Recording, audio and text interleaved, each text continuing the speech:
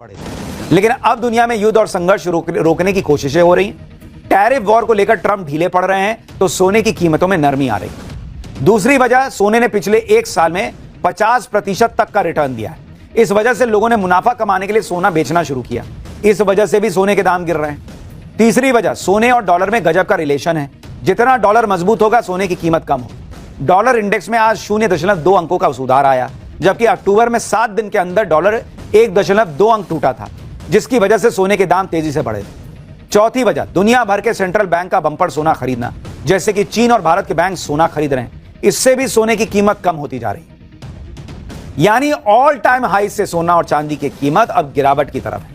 लेकिन सवाल खड़ा हो रहा है कि सोने और चांदी के दाम और गिरेंगे या फिर बढ़ सकते हैं। हालांकि कुछ एक्सपर्ट्स के मुताबिक सोने की ग्लोबल कीमत फिलहाल $4,000 प्रति आउंस है, जो 2026 तक $5,000 प्रति आउंस हो सकती है। यानी सोने की कीमत में 25% के जंप होने का अभी भी अनुमान जताया जा रहा है। वहीं मॉर्गन स्टैनली रिसर्च के मुताबिक सोने की कीमत 2026 में $4,400 प्रति आउंस तक जा सकती है। यानी एकदम पैनिक मोड में बेच देना है, ये करना, ये सब मत कीजिएगा। अभी थोड़ा संभल के रहिए, अभी देखते रहिए, समझते रहिए क्या हो रहा है। आप ये भी देखिए कि धनतेरस और दिवाली पर सोने चांदी के दाम आसमान पर थे, उसके बाद भी लोगों ने सोना चांदी जमकर खरीदा। दिवाली के पहले 2 दिनों में भारत में लोगों ने 40 टन सोना खरीदा। धनतेरस और दिवाली पर 70,000 करोड़ रुपए का सोना खरीदा गया। बॉस, लोगों ने गहनों के बजाय सोने के सिक्के और गोल्ड बार खरीदे। ज्यादातर लोगों ने सोने की खरीदारी निवेश के मकसद से की। भारतीय परिवारों के पास मौजूद सोने की कीमत 335 लाख करोड़ रुपए है। यानी इस वक्त भारतीय परिवारों के पास जो सोना रखा है उसकी कीमत 335 लाख करोड़ रुपए है। यानी सोना महंगा हो या सस्ता, उसकी बिक्री में कमी नहीं आ रही। सोना आज भी लोगों के लिए सबसे सुरक्षित निवेश में से एक माना जा रहा है। अब एक सवाल यह भी है कि सोना खरीदने का सही समय क्या है। वैसे तो सोने में निवेश करते समय अपनी बुद्धि और विवेक का इस्तेमाल करना चाहिए, क्योंकि मार्केट बहुत वोलाटाइल होता है। ऐसे में आपका अपना असेसमेंट, रिसर्च, लक फैक्टर भी जरूरी होता है। बाकी कुछ इशारे हैं जिनसे आप समझ सकते हैं कि सोना खरीदने का सही समय क्या है। अगर दुनिया में शांति है, कोई बवाल नहीं हो रहा, तो सोने के दाम कम होंगे या स्थिर होंगे।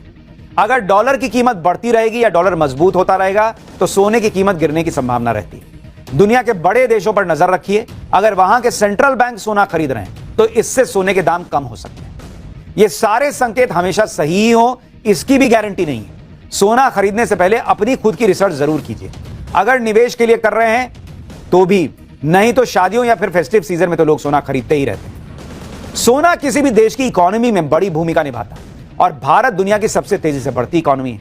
भारत का बहुत सारा सोना विदेशों में जमा है, जो धीरे धीरे भारत वापस लाया जा रहा है।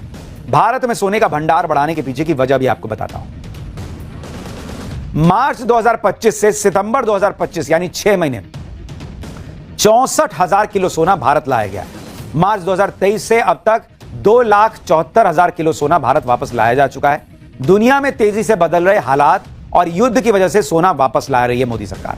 रूस यूक्रेन युद्ध के बाद रूस का फॉरेन एक्सचेंज यूरोप और अमेरिका ने जब्त कर लिया था। ग्लोबल मार्केट में सोने की कीमतें बढ़ने से भी भारत अपना सोना विदेश से वापस ला रहा है। अपने फॉरेन रिजर्व को सुरक्षित रखने के मकसद से भी भारत सोना वापस ला रहा है। फिलहाल भारत के पास कितना गोल्ड रिजर्व है वो भी आपको बता देता हूं। भारत के भंडार में फिलहाल 880.8 टन सोना मौजूद है। इसमें से 575.8 टन सोना भारत में रखा गया है। 290.3 टन सोना बैंक ऑफ इंग्लैंड और बैंक ऑफ इंटरनेशनल सेटलमेंट्स में रखा हुआ है। यानी भारत का गोल्ड रिजर्व बढ़ रहा है और आज जियोपॉलिटिक्स का जैसा माहौल है उसे देखते हुए एक महत्वपूर्ण कदम है, क्योंकि जितना आपके पास गोल्ड रहेगा